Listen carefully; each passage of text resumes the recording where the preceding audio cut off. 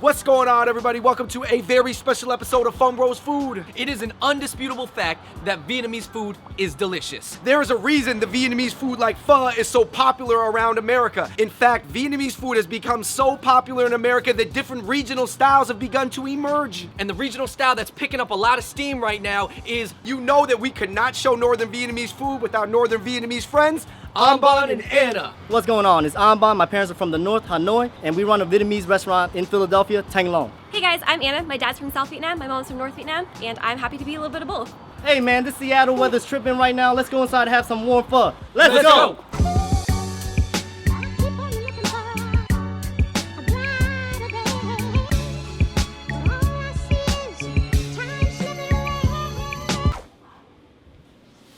Yo, that's you! That's you! So most Vietnamese food in America is served Southern style.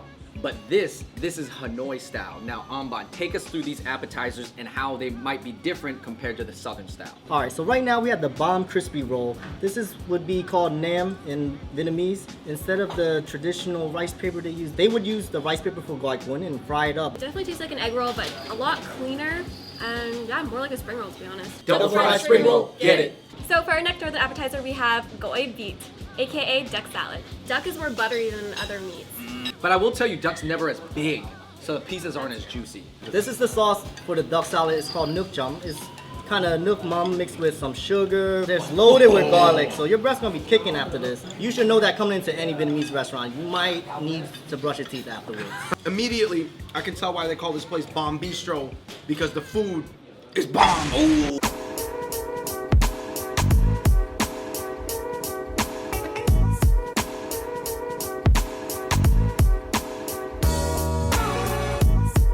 Moving on to the main event, you guys, we are showcasing the Northern Pho. In Bomb Bistro, they call it Pho Hanoi. Can you break down the quick differences between Northern style pho and Southern style pho? Obviously, the spices are a little different, less cuts of beef. It's primarily focused on the broth. This plate of garnishes is something very different than you get from a southern Vietnamese shop. I'm gonna garnish my Northern Pho back with a guay. Typically, you'd eat these with jiao, aka congee.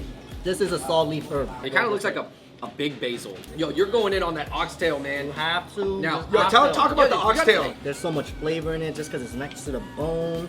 It's like fall off the bone too. Like I also heard that when the oxtail gets cooked, like the cartilage kind of melts into the soup and makes it a little thicker and stuff. So most people, they're familiar with the beef pho.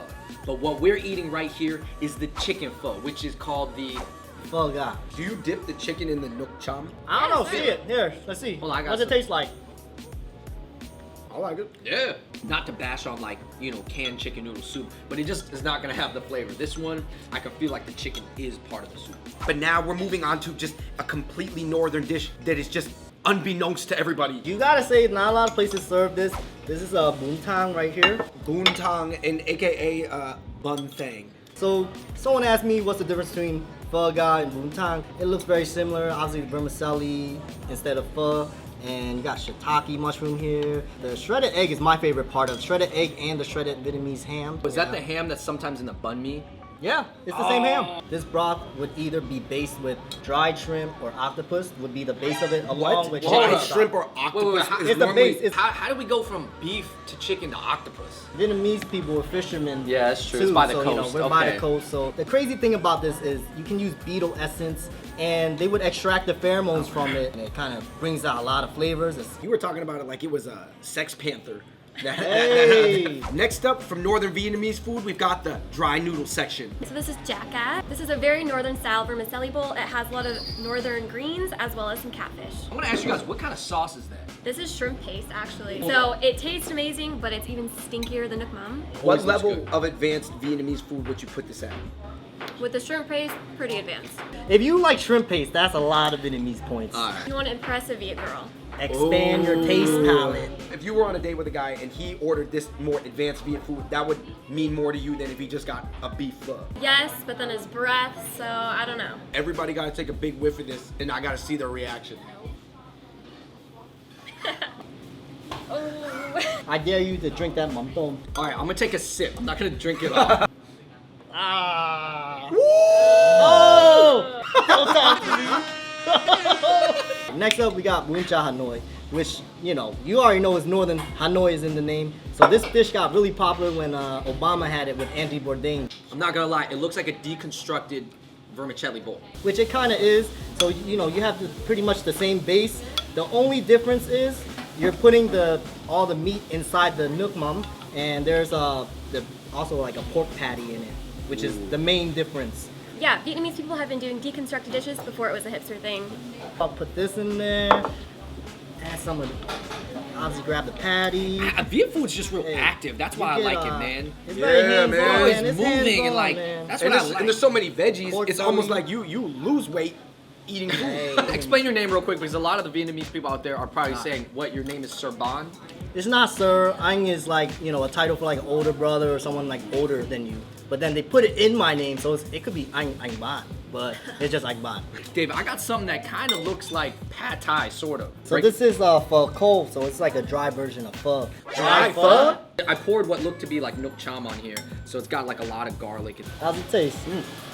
Yo, what I like about this is it tastes kind of like a cross between the duck salad and like pad thai. I can see myself eating that on a hot summer day in Vietnam, just chilling outside with my cafe. So if you guys didn't notice, we did not use sriracha or hoisin this whole meal. I think it's totally a different experience. You know, I don't know, here, you don't need to. Try it, maybe try Vietnamese food without it. What are we looking at as for dessert? We have fried banana ice cream and some flan right here. Flan's definitely fresh. You want So in the north, there is definitely more Chinese and more French influence, and you can definitely see it in the foods. Flan and kind of a crepe. Amba and Anna, I gotta tell you, that was, to be honest, a very, very in-depth exploration into northern Vietnamese food. I would say that the Vietnamese cuisine has seen exponential popularity growth every year.